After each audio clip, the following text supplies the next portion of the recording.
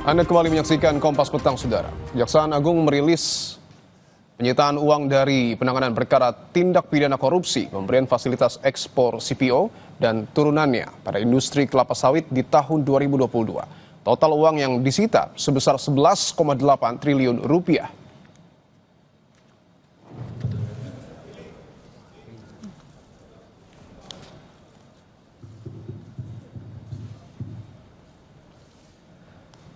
Uang sebesar 11,8 triliun rupiah ini disita dari 5 terdakwa korporasi yang tergabung dalam Wilmar Group.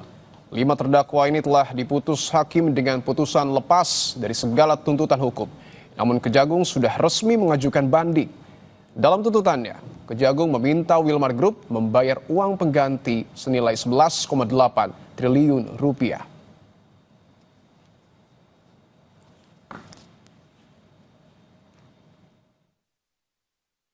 Penuntutan 5 terdakwa korporasi tersebut di Pengadilan Tipikor pada Pengadilan Negeri Jakarta Pusat telah diputus oleh hakim dengan putusan lepas dari segala tuntutan hukum,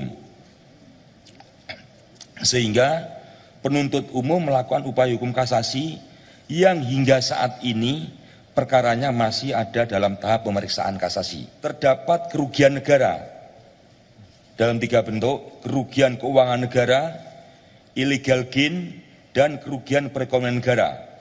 Seluruhnya sebesar 11 triliun 880 miliar 351 juta 802.619 rupiah. Wah, saudara, bisa Anda bayangkan berapa total nilai uang tunai yang ada di sekeliling saya ini?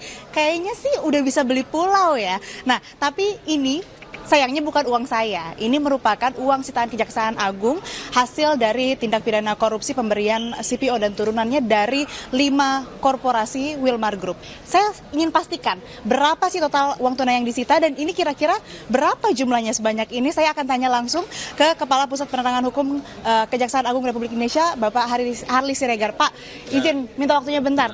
Pengen pastikan dulu Bapak, ini total uang yang disita dari 5 korporasi tersebut ada berapa? Kalau totalnya itu 11,8 triliun lebih. Kalau yang di sini juga artinya 11 triliun? Yang ini kita display ini 2 triliun karena menyangkut tempat, menyangkut keamanan, sehingga 11,8 triliun itu belum bisa kita tampilkan semua. Tapi 11,8 triliun itu sudah masuk di RPL kita, rekening penampungan lainnya yang ada.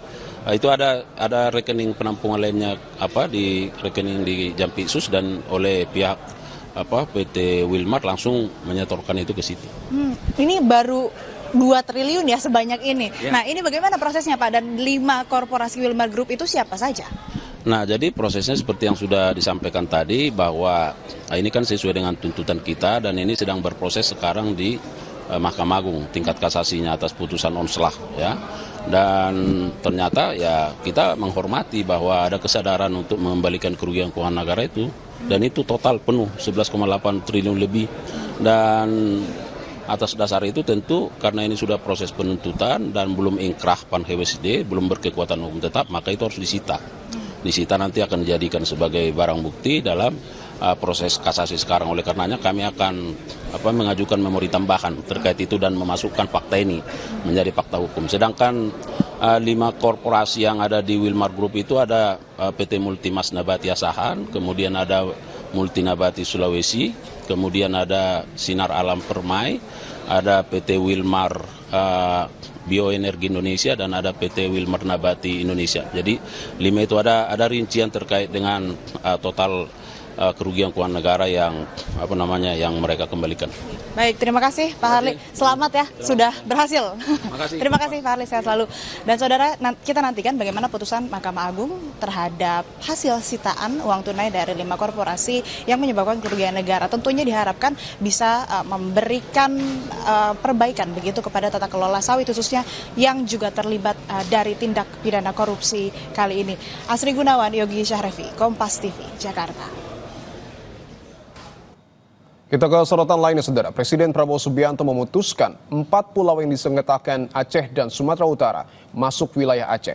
Hal ini disampaikan Mensesnek Prasetyo Hadi usai rapat terbatas di Istana Kepresidenan Jakarta. Pertemuan dihadiri Gubernur Aceh dan Sumatera Utara, Mendagri, Mensesnek, dan Wakil Ketua DPR Sufmi Dasko Ahmad. Sementara Presiden Prabowo bergabung secara daring karena sedang menuju Rusia.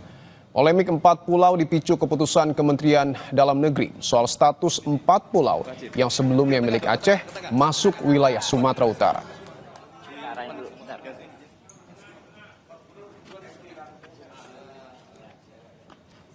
Dan kemudian tadi Bapak Presiden telah memutuskan bahwa pemerintah berlandaskan kepada dasar-dasar dokumen yang dimiliki oleh pemerintah telah mengambil keputusan bahwa keempat pulau, yaitu Pulau Panjang, kemudian Pulau Lipan, kemudian Pulau Mangkir Gadang, dan Pulau Mangkir Ketek, secara administratif berdasarkan dokumen yang dimiliki oleh pemerintah adalah masuk ke wilayah administratif Provinsi Aceh.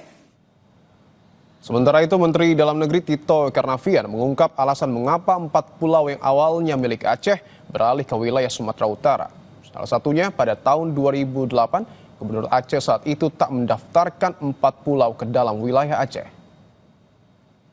2008 dan di tahun 2009 itu Gubernur Aceh itu tidak memasukkan 4 pulau yang ada sekarang kita permasalahkan, itu tidak masuk dalam Provinsi Aceh, tapi adanya di gugusan Pulau Banyak yang lebih kurang 70 km dari 4 pulau yang ada sekarang ini. Nah, sementara surat dari Gubernur Aceh, Nurul Sumut, itu memasukkan ke dalam 4 ini masuk dalam tahapan di tengah. Ini suratnya ada.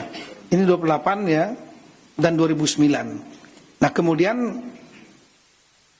di tahun 2009 juga pernah, saya ulangi, di tahun 2017 pernah kemudian dari Provinsi Aceh, ya, saya ulangi, pemerintah daerah Aceh mengirimkan surat keberatan dan memasuk untuk 4 pulau ini masuk ke pemerintah Provinsi Aceh, Kabupaten Singkil, tapi tanpa koordinat.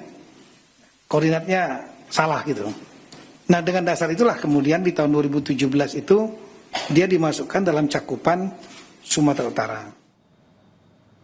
Penuding ijazah Jokowi, Roy Suryo, meminta polisi melakukan gelar perkara khusus dan meminta agar ijazah asli Jokowi diperlihatkan. Namun, kuasa hukum Jokowi menilai ini bentuk kriminalisasi. Kami hadirkan informasinya sesaat lagi.